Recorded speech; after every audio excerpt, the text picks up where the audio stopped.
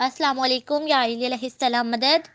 Course अयाम फ़ातिमिया के हवाले से आज हमारा आखिरी दर्स है कि जिसका मौजू है बीबी ज़हरा सलामुल्लाह अलैहा की ज़िंदगी के हवाले से और उनकी शहादत के हवाले से,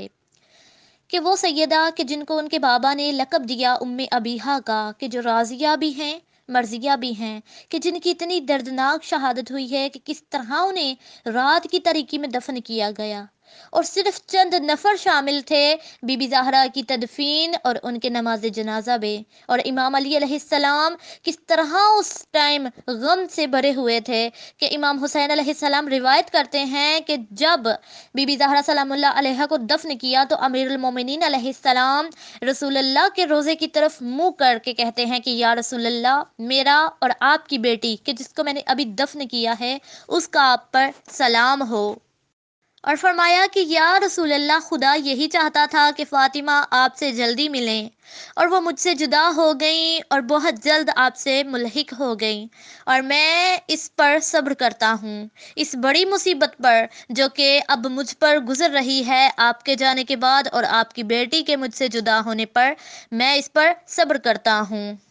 क्योंकि कुरान में भी खुदा ने सब्र के बारे में इरशाद फरमाया है कि नमाज पढ़ो और सब्र करो, और सब्र एक बेहतरीन चीज़ है। मौला अली अलैहिस्सलाम ने वहीं पर जो है हुक्म को, अल्लाह के हुक्म को मुकद्दम रखा और इस बड़े वाक़ये पर सब्र किया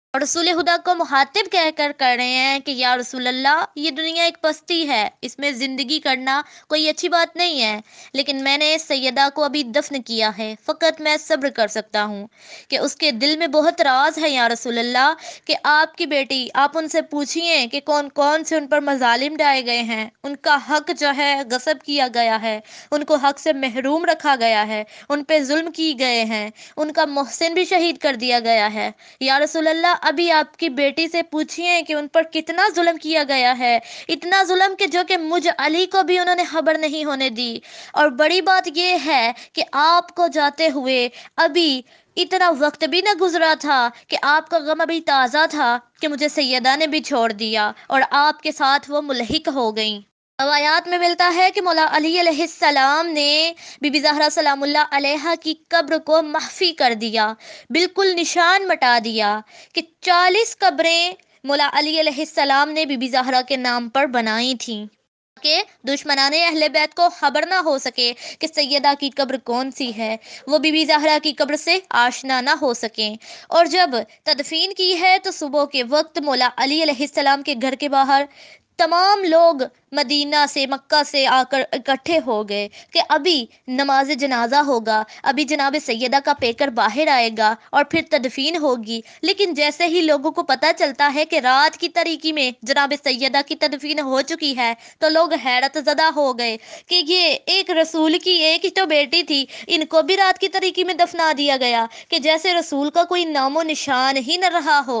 और लोगों पर तब वाजिया हो गया कि किस तरह से बीबी ज़हरा की कब्र को मख्फी कर दिया गया उनसे। तब जब हाकिमाने वक्त को ये पता चला तो वो अपनी हैसियत को देखकर मुतजलजल होने लगे और फौरन से गुस्से में आए और कहने लगे कि हम दोबारा से कब्रिस्तान की तरफ चलते हैं और सैयदा की कब्र को खोदते हैं और फिर दोबारा बाहर निकाल कर उनका जनाजा पढ़ते हैं और इसके बाद उनकी तदफीन करते हैं। तो यहाँ बात वाज़ेह हो गई कि मौला ने क्यों 40 कब्रें बनाई थी, क्योंकि उन्हें पता था कि ये हम हमारे साथ क्या करेंगे। तब उमर ने कहा कि हम मदीने की कुछ खवातीन को साथ लेकर चलते हैं और कब्र कुशाई करते हैं और दोबारा से उनका गुस्लो कफन और दोबारा से उनका जनाजा होगा और दोबारा से उनकी तदफीन की जाएगी। तो उस वक्त मौला गुस्से में आ जाते हैं और इस हालत में खुद बकी में आते हैं और मना करते हैं इस तरह के काम से और कहते हैं कि मैं अपनी तलवार उठाने में ज़रा बराबर भी देर ना कहूँगा। रवायात में मिलता है कि किताब बहारज में सफ़ा नंबर 43 में है कि उमर और अबू बकर आपस में तुंद हो जाते हैं और सैयदा की शहादत के बाद फिर भी उन्हें चैन नहीं आता। ये गुर्बत है बीबी ज़हरा सलामुल्लाह अलैहा की, इसलिए बीबी ने वसीयत की थी कि ये हाकिम ना आए मेरे जनाजे में। और जब ये हाकिम आए भी थे बीबी ज़हरा सलामुल्लाह अलैहा से माफ़ी मांगने के लिए, तो बीबी ज़हरा सलामुल्लाह अलैहा ने इनको सलाम तक का जवाब न दिया था।